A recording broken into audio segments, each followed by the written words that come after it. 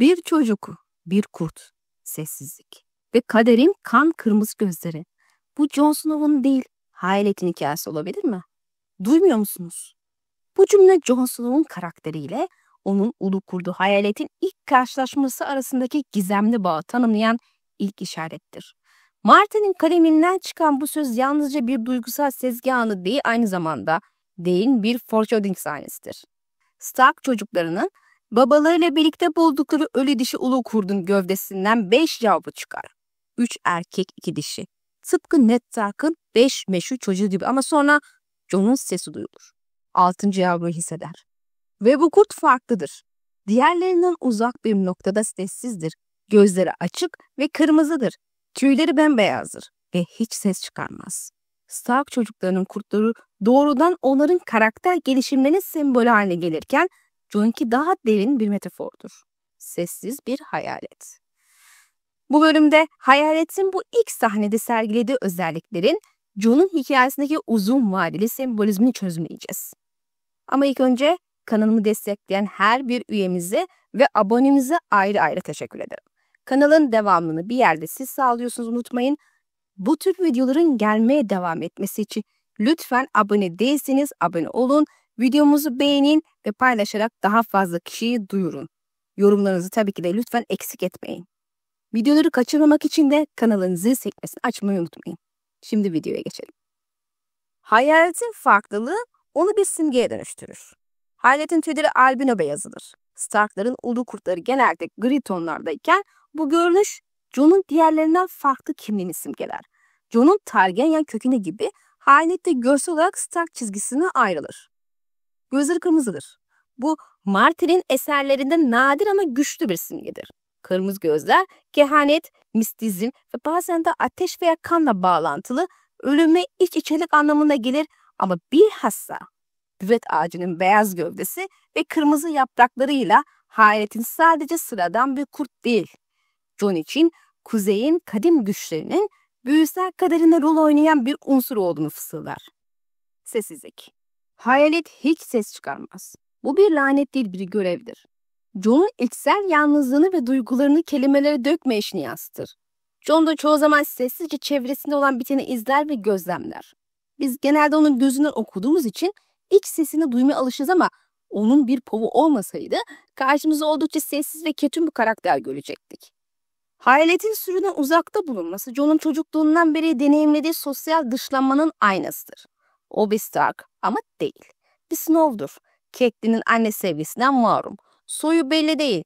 Hayalet de diğerlerinden ayrı, görünüşte tehditkar ve sessiz, ama işte bu farklılık onları birbirine bağlar. Hayaletin Jon tarafından bulunması bir tesadüf değil, bir çağrıdır. Onlar aynı türden yalnızlıklardır. Jon'un duygusal olarak hayaletin varlığını duyması onun Vohtuk yeteneklerinin ilk işareti. Daha kurdu görmeden duyması fiziksel bir algının ötesine geçtiğinin kanıtı. Bu da Jon'un sadece gece nöbetinin piçi olmadığını, aynı zamanda başka bir yazgının çocuğu olduğunu gösterir.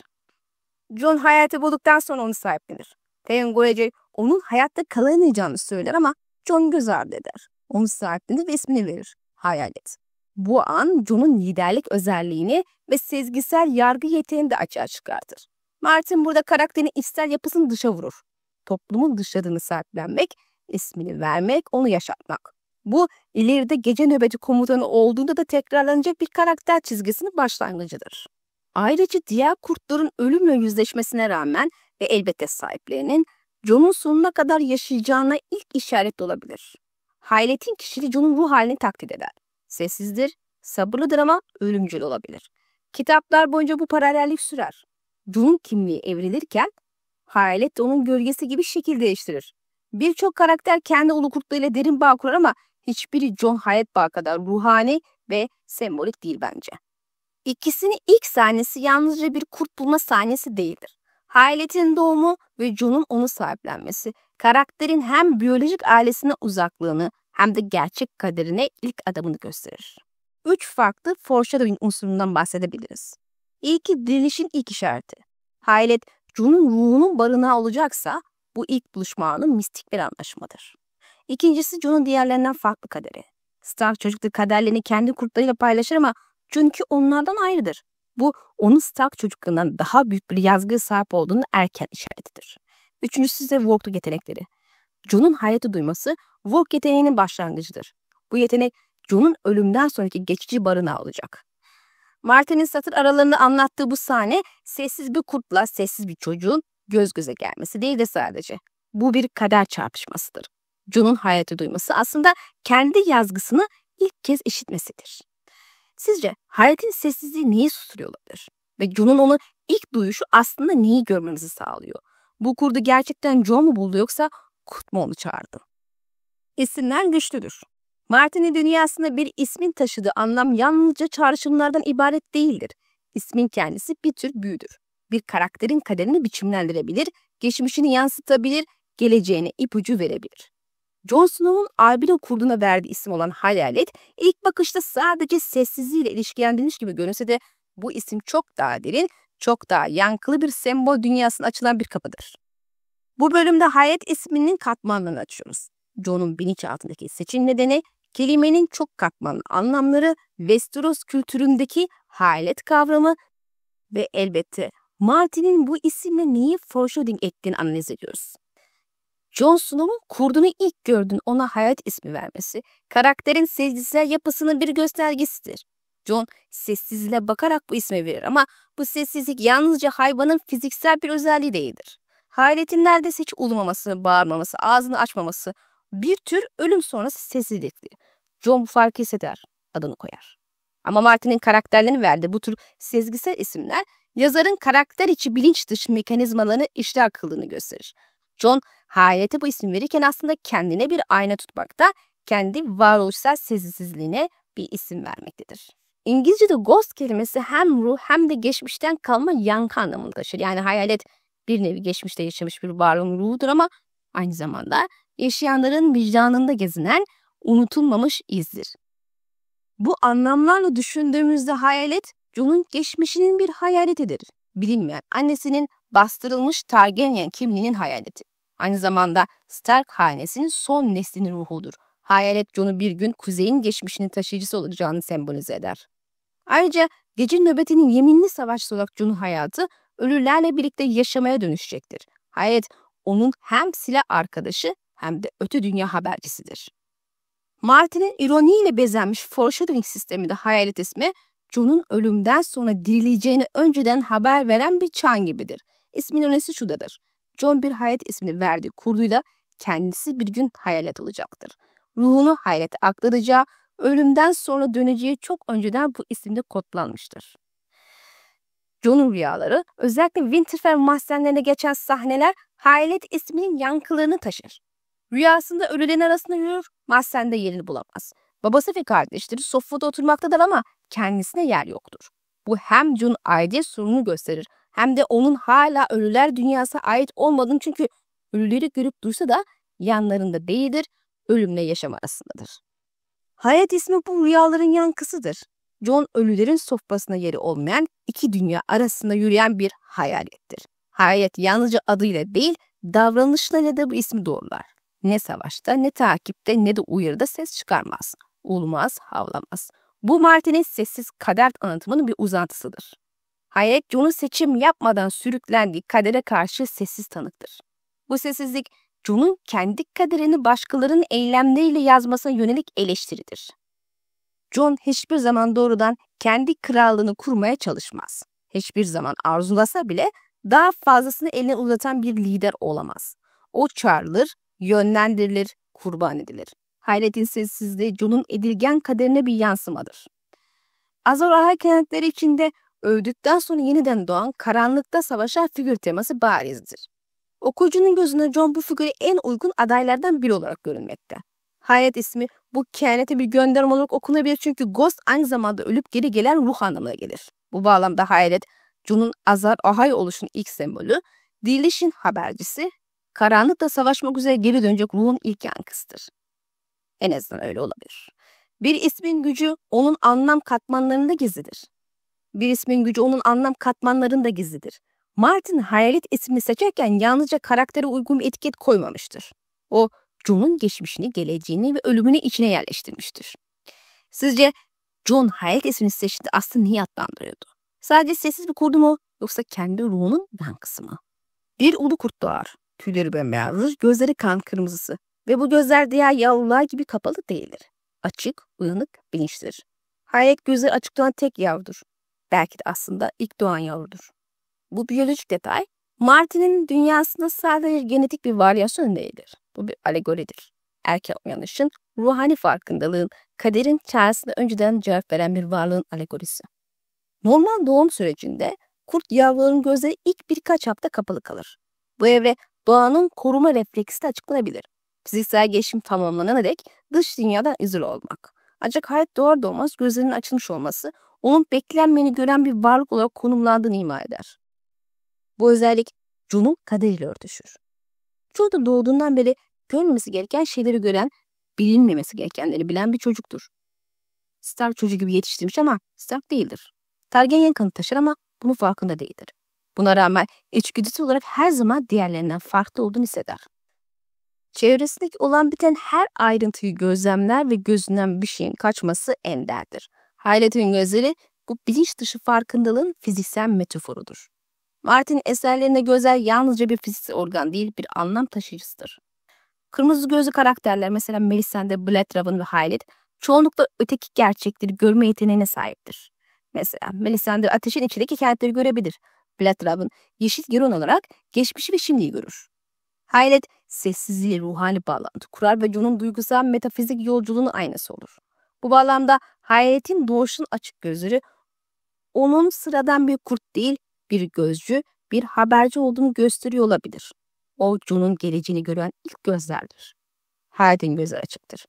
Jon'un da ruhu bir gün bu gözlerin içine akacaktır. Jon'un ölüm anında hayalet ile bağlantı kurması ya da ruhunun geçici olarak hayalete göç etmesi göz teması üzerinden değil ama görüş alanı paylaşımı teması üzerinden kuruludur. Bu durumda hayaletin göz metaforu bir bedenin ötesinde bir varoluş kabı olma işlevi taşır. Gözler Martin'in evrende yalnızca bilgi edinme aracı değil, bilinç taşıma aracı olarak da işlevseldir. Bran'ın kuzgunun üzerinden görmesi, Arya'nın körken duygularını göz gibi kullanması hepsi bir anlatım sisteminin parçalarıdır. Jon'un ölmeden önce rüyasında ölüleri öldürdüğü ve onları seyrettiğini hatırlayın. Bu gözlerin Jon için bir geçit olduğunu gösterir. Hayalet hem ölümün hem dirilişin sembolüdür. Gözlerinin doğuşa açık oluşu zaten onun ölüm sonrası bir ruh gibi konumlandığını ima eder. Jon'un da benzer şekilde ölümde doğmuş bir kaderi vardır. Babası olarak bildiği adam onu korumak için yalan söylemiş, annesi gizemli bir şekilde ölmüştür. Jon'un doğumu bile ölümün gölgesinde olmuştur. Hayaletin gözlerinin açık olması Jon'un daha bebekken bile ölüme en yakın karakterlerden biri olacağının, sürekli uyanık kalacağının kehanetidir. Hayalet kitaplarda çok nadiren doğrudan eyleme geçer ama sıklıkla bakışıyla, yakınlığıyla, görmesiyle sahneye yön verir. Jon'un bazı önemli kararlar almadan önce hayaletin gözleriyle karşılaşması da onu düşünmesi, Martin'in karakterlerin sezgisel karar anlarında doğruyu görme metaforunu vurguladığını gösterir. Örneğin Stannis'in teklifini kabul etmesi önüne geçen hayaletin kendisi olmuştur. Bu yönlü hayalet Jon'un ahlakı pususu haline gelir. Gözleri Jon'a ne yapması gerektiğini söylemez ama ona neyi düşündürmesi gerektiğini sessizce aktarır yahut arasındaki bağ ile bunu hissettirir diyelim. Hayaletin gözleri yalnızca bir fiziksel anomalinin değil, bir yazgının yansımasıdır. Bu gözler Jon'un göremediği ama sezdiği tüm gerçekleri yıllar önce gören bir varlığın gözleridir. Belki de hayalet Jon'un ruhun gölgesidir ve o yüzden gözleri hep açıktır. Sizce hayaletin doğar doğmaz açık olan gözleri Jon'un kaderindeki neyi erken uyanış olabilir? Ve Jon gerçekten kendisi mi bakıyor yoksa hayaletin gözlerinden mi görüyor? Jon Snow bir gece nöbetçisi olabilir, hatta bazıları onu bir kral olarak görebilir. Onun en derin, en gizemli ve en sembolik günü ruhunun sınırlarını aşabilme yetisidir. Work olmak yalnızca kurtları görmek ya da onları kontrol etmek değildir. Bu bir birleşmedir. Kimliğin çözülmesi, sınırların silinmesi ve bir başka varlıkta tek bir bilinç haline gelmektir. Work olmak hayvanların zihnine girmek değildir yalnızca. Martin'in evreninde bu güç bir ruh birleşimi anlamına gelir. Fiziksel bedenler farklı olsa da zihinler geçici olarak bir olur. Jon bu gücü hayat aracılığıyla deneyimler. Rüyalarında hayatin peşinden avlanır. Onun gözlerinden çevreyi seyreder, onun hislerini hisseder. Bunlar sıradan rüyalar değil, gerçek bilinç geçişleridir. Workluk rüyaları ile yeşil gören rüyalar arasında fark vardır. Jon'un Winter ve Mahzen'de gördüğü sembolik rüyalar yeşil gören kaynaklı olabilir ama hayatın içinde olduğu sahneler John'un geçici olarak kurdun derisini giydiği anlardır. Yani burada rüya değil, deneyim söz konusudur. Stark çocukların hepsi ulu kurtlarıyla duygusal bağ kurar ama Bran dışında hiçbiri Jon kadar açık biçimde fiziksel olarak Walkluk yeteneğini kullanmaz. Sadece aile son dönemlerde sık sık kullanıyor gibi görünmekte. Jon'un hayatle olan bağı bir refleks olmaktan öteye geçer. Jon uykuyla istemsizce hayatın içine girer. Bu geçişler sırasında Jon kurdun gördüklerini görmekte kalmaz, yaşadıklarını hisseder. Hatta artık bunu uyanıkken de hisseder. Hayaletin dişlerindeki etin tadını, kaslarındaki gerilimi, kulaklarındaki sesi duyar. Bu hayaletin bedeniyle yaşanan bir ortaklık değil, ruhsal bir simbiyosistir. Jon'un tüm serideki kimlik sorunu Walkluk'la daha da karmaşık hale gelir. O zaten bir Stark değildi tam anlamıyla ama Targaryen olduğunu da bilmiyor. Gece nöbeti yeminiyle adeta kimliğini bırakır ama Nord gibi davranması da bekleniyor. Walkluk onun bu kimlik parçalanmasına doğrudan bağlanır. Hayalete geçtiği anlarda Jon artık Jon değildir ama hayalet de tam olarak kurt değildir. İkisinin birleştiği bu üçüncü bilinç hali Jon'un gerçek benliğinin temsil olabilir. Bu sorunun cevabı ölüm sonrası Jon'un ruhunun hayatta kaldığı ihtimalle daha da önem kazanır. Bran, Arya ve Rickon'un da kurtlarıyla bağ kurar ancak yalnızca Bran açık bir biçimde yeşil gören ve kalıcı work olmuştur. Arya'da Braavos'ta kediler ve kurtlarla benzer bağları vardır ancak Jon'un bağı onlardan daha içgüdüsel ve daha bedenleşmiştir. Dahası tüm kurtlara ulaşabilecek kadar geniş ve güçlü hale gelmiştir. Diğer Stark çocukları bunu daha yapamamıştır ve belki de hiç yapamayacaktır. Bu onun doğasında zaten güçlü bir ruhsal geçit bulunduğunu gösteriyor. Jon bıçaklandığında hayalet olamaz ama bariz ki Jon bir şekilde hayaleti hisseder ve ismini fısıldar. Ölüm anının hemen ardında Jon'un ruhunun nereye gittiği kesin olarak açıklanmamıştır. Ancak Melisandre'nin fısıltılarında ateşin içinde Jon'un gölgesiyle birlikte hayaletin görüntüsü de görülür. Buradan yola çıkarak Jon'un ölümden sonra geçici olarak hayaletin bedeninde varlığını sürdürdüğü kurum ortaya atılmıştır. Bu sadece bir kurt insan bağlantısı değil, ruhun fiziksel bedenini terk edip yeni bir forma geçişidir. Jon'un ruhu hayatta ise bu onun kimliğinin asıl sahibinin artık kurt olduğu anlamına mı geliyor? Ve eğer dirilirse dönen Jon hala aynı Jon mu olacaktır? Muhtemelen hayır çünkü Martin'in evrende hiçbir ölü geri döndüğünde aynı kalmaz. Kalamaz. Martin'in eserlerinde kimliği sabit değildir. Tyrion kendini Lannister gibi hisseder ama hor görülür. Dany ejderhadır ama kölelerin özgürlük savaşçısıdır. Jon aynı şekilde sürekli olarak bir kimliğin sınırında yaşar. Walkluk bu belirsizliği somutlaştıran bir yapıdır. Walkluk sırasında Jon'un kendi ben sınırları zamanla silinmeye başlar ama Jon bunu fark ediyor gibi görünmüyor. Bu Martin'in benlik anlayışını ruhsal geçirgenliği temsil eder. Kimlik sabit değil, sürekli geçişli, çok katmanlıdır. Jon'un diriliş sonrası kimliğinin bu yüzden net olmaması beklenir. Artık sadece Jon Snow değildir. Belki biraz hayalettir, belki biraz başka bir şeydir. Jon ve hayalet iki farklı beden ama tek ruhun iki yüzü olabilir mi? Hayaletin sessizliği Jon'un bastırılmış duygularının yansımasıdır. Bu dualite Martin'in ölü adamın dönüş temasıyla birleştiğinde Jon'un yazgısının yalnızca dirilmek değil, değişmek olduğunu gösterir. Hayat artık onun gölgesi değil, içindeki ikinci benliğinin dış formudur. Jon Snow'un hayaletle kurduğu work bağını anlamak, karakterin içsel parçalanmasını ve evrileceği yeni varlığı kavramak demektir. Martin'in anlatısında Walkluk yalnızca bir güç değil, kimliklerin birbirine karıştığı ruhsal bir geçittir. Sizce Jon dirildiğinde dönen Jon ne kadar insan, ne kadar kurt olacak? Jon Snow'un bıçaklandığı sahne yalnızca şok edici bir anlatı noktası değil, aynı zamanda onun varoluşunun yeniden yazılacağı, kimliğinin başka bir forma evrileceği bir dönüm noktasıdır. Bu ölüm anı Jon'un sadece fiziksel bedeninin değil, ruhunun da bir yolculuğa çıktığı andır ve bu yolculukta onun en sessiz ama en sadık yoldaşı hayalettir. Jon'un Ejderhanın Dansı'nda filmdeki ölüm sahnesi oldukça kontrollü ve sembolik biçimde yazılmış. Martin'in betimlemesi yalnızca fiziksel acıya değil bilinç bulanıklığına ve hayata bir geçişe odaklanır. Hayalet bu sahnede açıkça fiziksel bir aksiyon göstermez. Ulumaz. Jon'un yardımına koşmaz ancak onun varlığı kitap boyunca inşa edilen psikik bahane dili hala hissedilir. Hayatın sessizliği bu noktada sembolik olarak yükselir. O sadece kurt değil, Jon'un ruhunun sığınağıdır. Jon'un ölümünden sonra bazı okuyucular arasında yaygın bir kuram doğmuştur. Jon'un ruhunun ölüm anında hayatın bedenine geçtiği. Bu kuram yalnızca okur spekülasyonunu değil, Martin'in evren içi kanıtlarına da dayanır. Work olan bir birey, ölüm anında hayvanına geçebileceği, Varamir Altıdel'in ölüm sahnesi doğrulandı.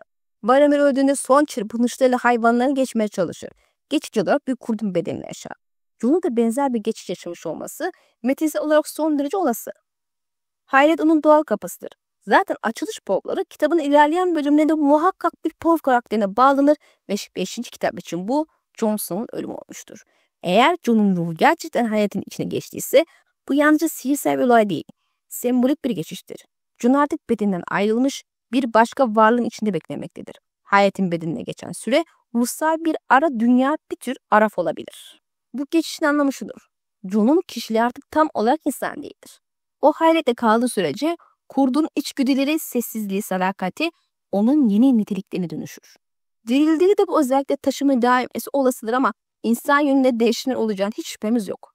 Beric Dondarrion ve Lady Stoneheart gibi karakterler Martin evreninde dirilmiş örneklerdir ancak hepsi bir şekilde değişmiştir. Beric anılarını kaybetmiştir, kral vazifesine takıntılı olmuştur. Stoneheart ise öfke ve kin dolu, intikam takıntılı bir ruh hale bürünmüştür. Eğer Jon dirilirse o da değişecektir. Bu değişim yalnızca fiziksel değil, karakterin ruhsal doğasını da işleyecektir. Jon artık hayaletten izler taşıyan, ölüm soğukluğunu tanımış, kararlarını artık başka bir bilinçle veren bir kişilik olabilir.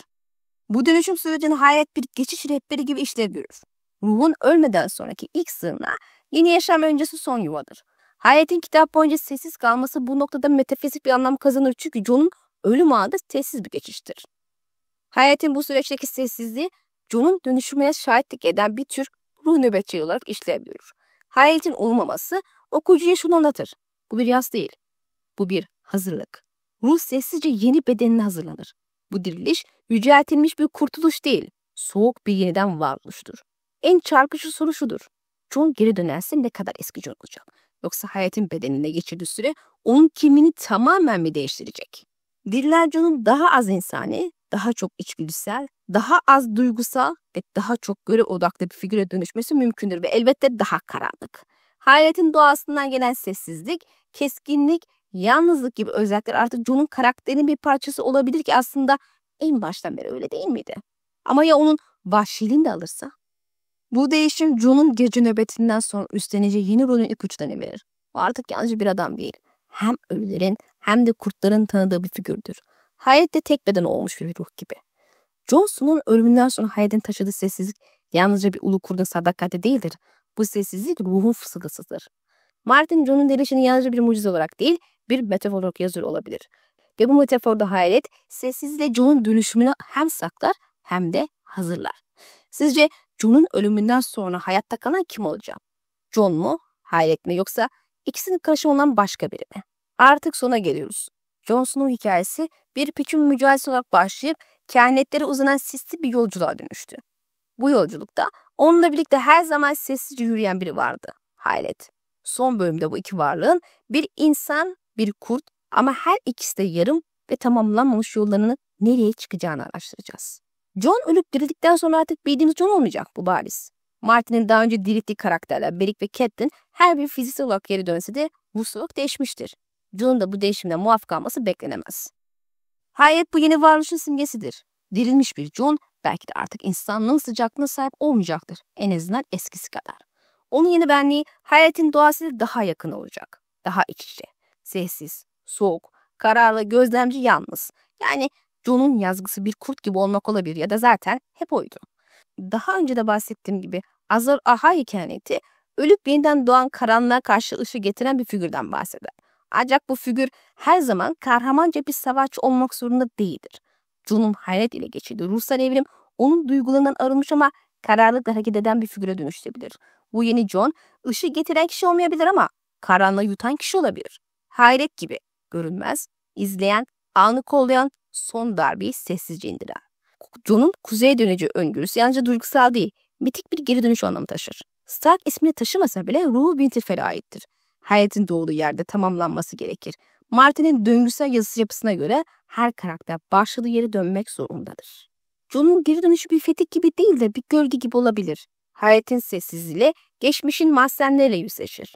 Stark'ların mezarlarının üzerinde dururken belki de en çok kendine benzer. O da artık bir yaşayan değil, yaşayan ölüdür. Jon'un Daenerys ile olası karşılaşması hayatın varlığı üzerinden daha trajik ve mitolojik bir zemine oturur. Ateşin kızı ile sessizliğin oğlunun çarpışması. Hayat burada Jon'un karanlık tarafını, görev duygusunu, duygusuz kararlarını temsil eder. Eğer Jon Daenerys'in yıkıcılığına karşı duracaksa bunu hayret gibi yapacaktır. Sessizce, sadakatle ve gerektiğinde ölümcül biçimde. Jon'un yazgısı belki de bir kral olmak değil, bir hatıra, bir uyarı, bir sembol olmaktır. Hayret gibi. Sahnede olmuyor ama her an orada olan bir varlık. Hayret'in Jon üzerindeki etkisi onun insan ötesi bir forma evrilmesine zemin hazırlamıştır. Martin'in tragedya anlayışına kahraman ödül değil anlam bırakır. Jon'un anlamı yaşadıkları değil ardında bıraktıkları olabilir. Jon hayatta kalsa bile Hayret onsuz kalmayacaktır. Ya ikisi bir bütün olarak kalacak ya da birlikte yok olacaklar. Bu ikililiğin çözülmesi hikayenin sonlanması anlamına gelir. Çünkü Hayret'in olduğu sürece Jon'un insanlığı da hayatta kalacaktır. Belki de finalde göreceğimiz şey yalnızca bir kurt olacaktır ama o kurdun gözlerinde Jon'un geçmişi, geleceği ve bütün kayıpların bir yankısı barınacaktır. Hayret Jon'un gölgesi değildir. O Jon'un ruhudur. Jon'un insan yanının kurt yanına teslim olduğu yerde Hayret konuşmaz. Çünkü zaten her şey söylemiştir. Sessizliğiyle, varlığıyla, bakışlarıyla. Sizce Jon'un kaderini belirleyecek olan nedir? İnsanlığın kalıntısı mı, kurtluğunun rehberliği mi? Ve biz Hayret'e bakarken Jon'u mu görüyoruz yoksa Jon'a bakarken Hayret mi? Bir çocuk, bir kurt, sessizlik ve kaderin kan kırmızı gözleri. Bu Jon Snow'un değil, Hayret'in hikayesi olabilir. Belki de kurt kraldan önce doğdu ve hep bizi bekledi. Videomuz burada sona ererken yorumlarınızı da beklerim arkadaşlar. Bir sonraki bölümde görüşmek dileğiyle Allah'a emanet olun.